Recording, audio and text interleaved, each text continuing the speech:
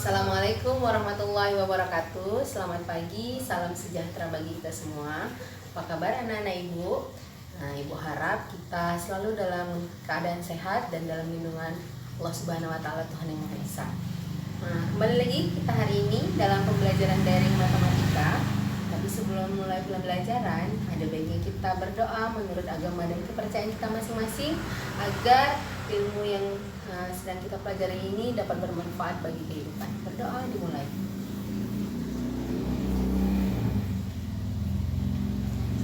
Doa selesai. Anak ibu, kita kembali pada pembelajaran operasi hitung. Minggu lalu kita sudah mulai membahas mengenai operasi hitung pada pecahan. Ya, kita mulai pada pecahan biasa. Minggu lalu kita membahas tentang operasi penjumlahan dan pengurangan pada pecahan biasa.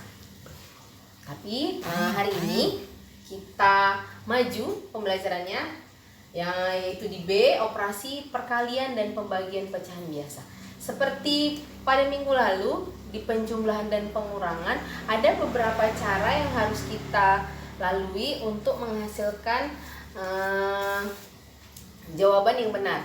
Ada beberapa teman yang bertanya apakah menggunakan KPK atau FPB. Iya, bisa. Dalam penjumlahan dan pengurangan pecahan bisa menggunakan KPK dan FPB. Apa itu? Yang belum ngerti apa itu KPK dan FPB? Pembelajaran kita ini kita lakukan secara perlahan-lahan. Ya, kelak kita juga akan mempelajari tentang KPK dan FPB. Tapi ada baiknya kita lakukan perlahan-lahan agar kita paham jalur apa yang akan kita pelajari. Jangan langsung mau cepatnya saja. Mungkin ada orang tua atau abang kakaknya yang menganggap, oh ini jalannya lambat, ini bisa, ini cara cepatnya seperti ini.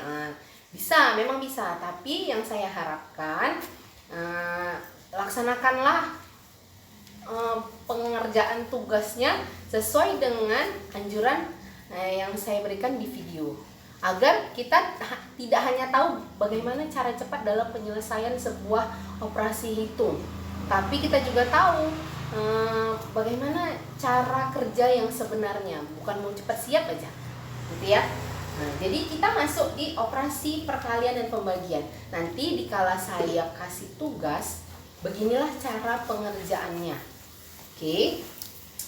Operasi perkalian dan pembagian pecahan biasa. Kita masuk ke pertama di perkalian.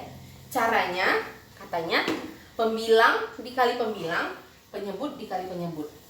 Aduh, apa itu pembilang, apa itu penyebut? Wah, terlalu ya kalau nggak tahu. Kalau misalnya kita sudah berbicara mengenai pecahan, pasti kita sudah bisa menentukan yang mana itu pembilang, mana itu penyebut. Ya, yang pembilang itu adalah angka yang di atas, dan penyebut adalah angka yang di bawah, ya, gitu ya. Seperti yang ada di syarat di bawah ini. Saya kasih contoh, nggak saya masukkan angka dulu, kita pakai huruf A, B, C, D. Ya, nanti ada yang nanya, kok bisa A, B, C, D, Bu? Ini hanya sebagai contohnya saja, contohnya, gitu ya. A per B dikali C per D. Tadi sesuai dengan cara yang kita bicarakan di atas, katanya pembilang dikali pembilang, penyebut dikali penyebut. Jadi A kali C, B dikali D. Jadi inilah dia. A dan C sama-sama pembilang ya nak. A dan C sama-sama pembilang. Katanya pembilang kali pembilang berarti A dikali C. Lalu katanya penyebut dikali penyebut. Penyebutnya mana? B dan D. Jadi B dikali D. Maka kalau sudah seperti ini, langsung kita kalikan. Nanti kita letakkan contoh angkanya. Berarti kalau sudah seperti ini modelnya, langsung bisa dikalikan dan dapat hasilnya. Nggak payah, nggak ribet, nggak ada jalan yang lain. Hanya langsung dikali pembilang sama pembilang, penyebut sama penyebut, dapatlah itu hasilnya. Kalau angkanya masih bisa disederhanakan, masih bisa kamu sederhanakan. Nggak ada lagi jalan-jalan yang lain.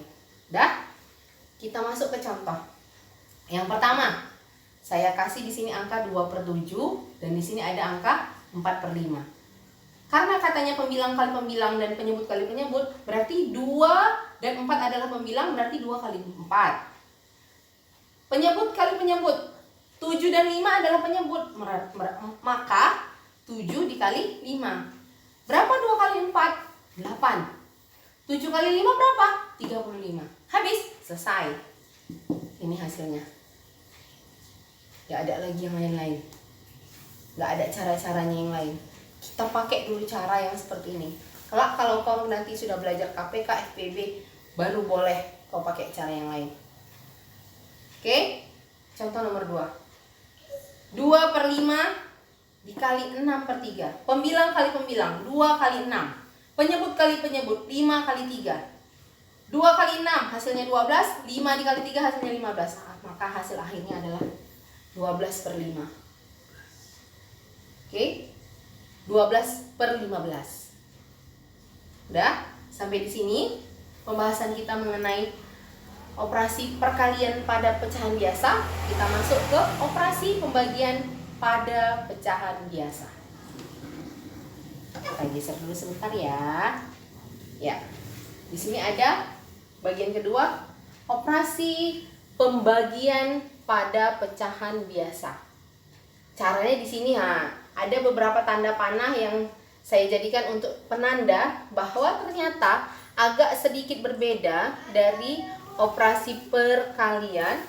Di sini ada tempat yang diganti, ada lambang yang diganti, tempatnya diubah.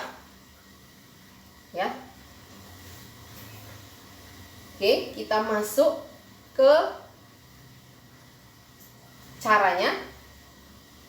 Saya tetap menggunakan huruf A, B, C, dan D. Kita masuk seperti ini ya. A per B dibagi C per D. Ini nanti kita ganti dengan angka. Ini hanya sebagai cara pengerjaan. Sudah? Caranya bagaimana? A per B dibagi C per D sama dengan, harus ada langkah sama dengan. Ternyata tidak bisa langsung dibagikan, tidak bisa. Kita tetap kembali pada operasi perkalian. Tetapi ada caranya, ada tempat yang diganti dan ada lambang yang diganti. Oke, A per B dibagi C per D sama dengan A per B saya letakkan di sini. Ternyata untuk pecahan biasa yang pertama tidak diganti, tidak diubah. Tidak diubah bentuknya, tidak diubah angkanya. Untuk pecahan biasa yang pertama, dia tetap katanya. Di sini kan ada panah yang mengatakan tetap, A per B, tetap. Lalu kita masuk ke lambang bagi. Ketika dia dipindahkan setelah sama dengan, dia diubah atau diganti menjadi kali. Dari mana sih itu kok bisa diganti-ganti? Itu memang sudah ketentuan dan syaratnya. Kita tinggal mengikutnya saja. Kalau sudah dipindah, berarti lambang bagi diubah menjadi lambang kali. Sudah? Sampai di sini? Masih bisa diikuti? Setelah itu apa lagi?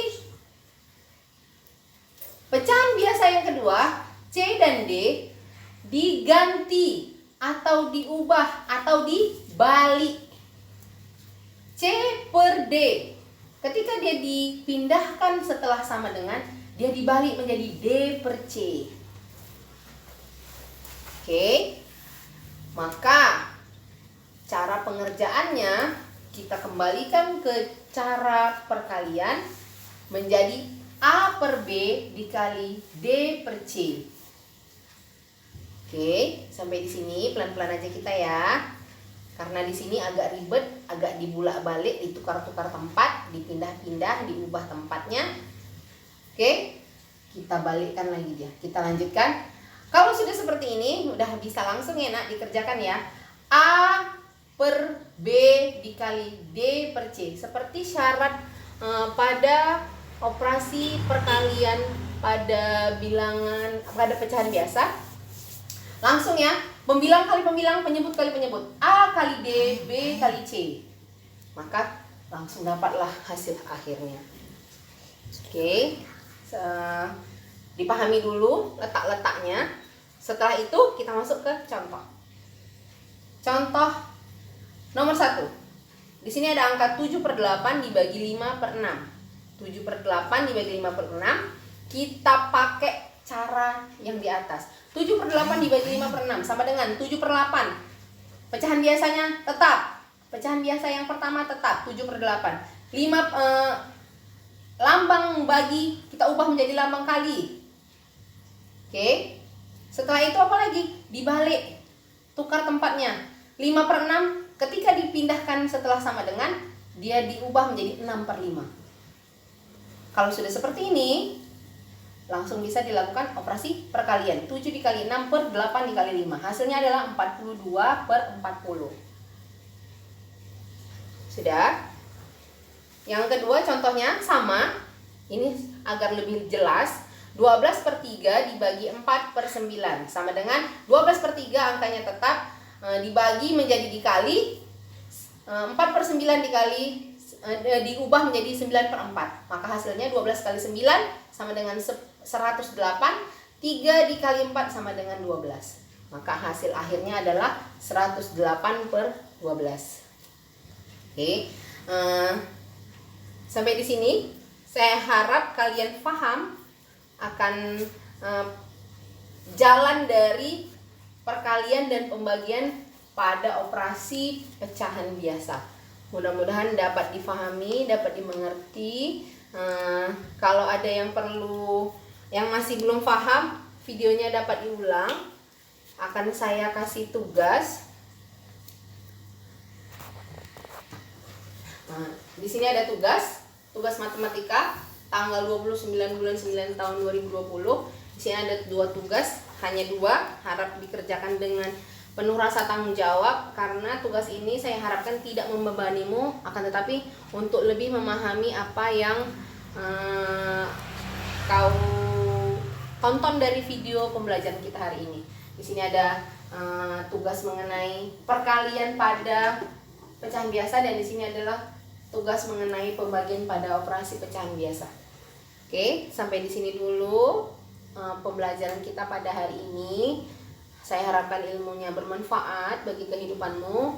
Jangan hanya masuk kiri keluar kanan, dan jangan hanya mengharapkan orang tuamu yang mengerjakannya. Saya sangat berharap pembelajaran daring ini bukan hanya orang tuanya yang sibuk atau aktif, tetapi anaknya juga.